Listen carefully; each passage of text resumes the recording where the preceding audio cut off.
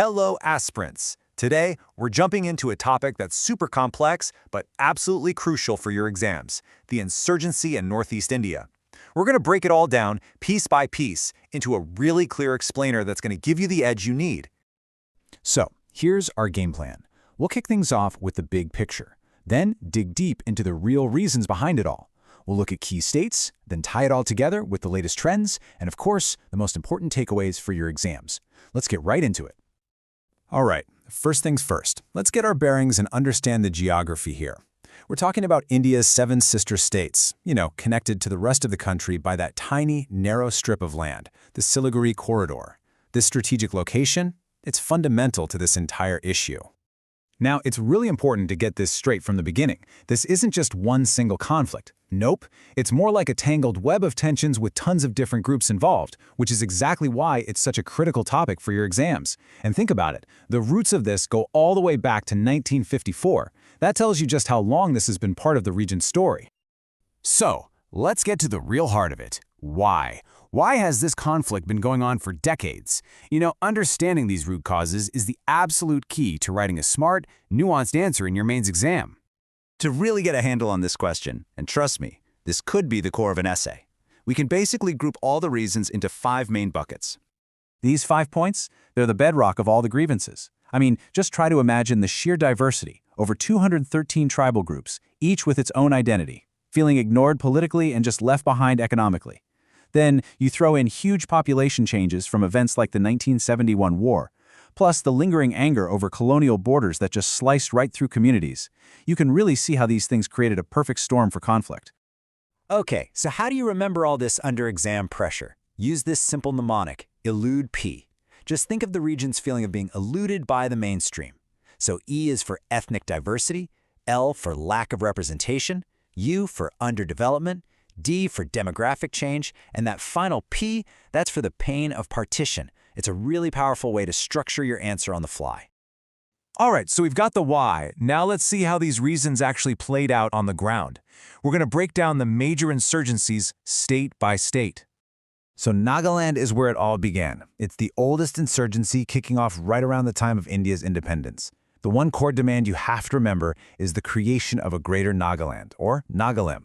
You can see the whole story here, from the early NNC to the creation and then the big split of the NSCN, which left us with the 2 major factions we still talk about today. Now this is super interesting because it highlights a theme that's gold for your mains answers: successful conflict resolution. You've got the Mizo Peace Accord of 1986 on one side, a textbook case study in how to end a conflict. And on the other, you have the really recent accords in Tripura, which show that, hey, political settlements are still a very real path forward even today.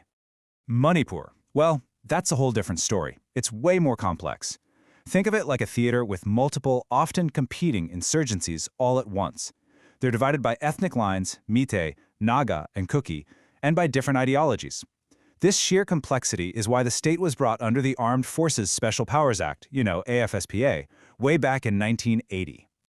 Okay, so these groups don't just operate in a bubble. Not at all. They have these really important cross-border connections and alliances, which you can imagine adds a whole other layer of difficulty for India's security forces. So you've got this problem, right? Militants using foreign soil as a safe haven. It's been a huge challenge, but it's been met with a pretty clear response. For your exam, you should absolutely know these 2 key operations: Bhutan's Operation All Clear in 2003 and the joint India-Myanmar Operation Sunrise in 2019. They're both perfect examples of regional security cooperation in action. To get more bang for their buck, these groups often team up. 2 really important alliances to remember are CORCOM, which is basically a bunch of Métis groups in Manipur working together, and the ULFA, a much bigger front formed in 2015. These alliances let them share resources and coordinate their plans, adding another strategic layer to the whole conflict.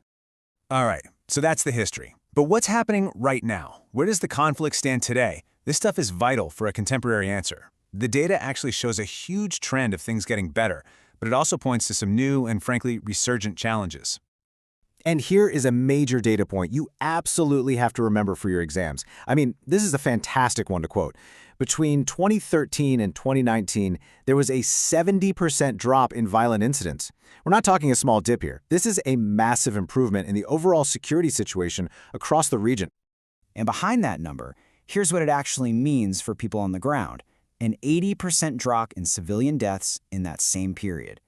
Data like this gives real weight to the argument that peace and stability have been on the rise in the Northeast. But, and this is super important for a top-tier answer, it's not the full story. You've got to present a balanced view. While the overall trend is positive, the recent ethnic violence in Manipur, since May 2023, has sadly led to some militant groups making a comeback. Mentioning this shows the examiner you're up to date and you get how dynamic this whole situation is. Okay, let's bring it all home. We're going to consolidate everything into a high-yield revision format. Think of this as your final checklist. These are the absolute must-know points for your exam. First up, lock in that mnemonic for the causes, elude P. Second, never forget the strategic importance of the Siliguri corridor. And third, you have to know the full name and date of AFSPA, especially that it was imposed in Manipur in 1980. For both your prelims and your mains, you have got to be able to link the big insurgent groups to their states and what they want. Look how specific these are, from Nagaland to Bodoland. And critically, remember which groups, like the ones in Tripura, are now off the table because of peace accords. Key peace accords and military operations are hot topics for questions, so get the years and the players straight. That 1986 Mizoram Accord is a landmark success story, and the 2024 Tripura Accord is a super current event. And of course, those cross-border operations in Bhutan and Myanmar are high-yield facts. Remember to use these numbers to add some real weight to your answers. The 70% and 80% figures, they show the positive long-term trend. The Manipur flare-up, that gives you the necessary nuance.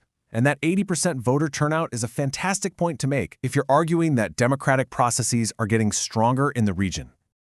So all of this leads us to a final, really big question for your own analysis. What's the best way forward for lasting peace in the Northeast? Should it be a multi-pronged approach, or should one thing, like development or security, take priority? Thinking about this will get you ready for any analytical question the exam decides to throw your way.